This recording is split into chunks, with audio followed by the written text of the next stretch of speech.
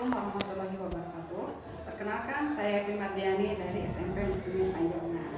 Untuk tantangan Lexam bulan Februari ini yaitu membuat puisi dari buku yang saya baca. Buku yang saya baca yaitu berjudul Senja Kala, penulis A. Wildan, penerbit Indocamp, jumlah halaman 87 halaman.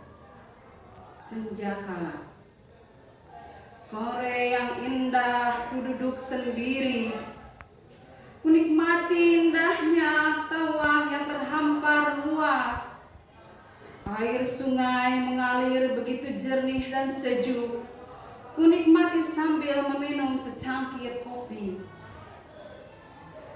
Kala senja, ku nikmati indahnya matahari, ku takjub menikmati keindahan warnanya. Sesekali kulihat segerombolan burung hinggap di dahan pohon padi. Ah, begitu indah senja ini. Kulihat beberapa petani sedang asik menggarap sawah. Kuhabiskan waktu senjaku sambil merenung sendiri. Tak sadar waktu mulai gelap. Bergegaslah kutinggalkan senjaku menuju tempat peraduan. Demikianlah puisi yang saya bawakan. Billahi taufiq wal hidayah. Assalamualaikum warahmatullahi wabarakatuh.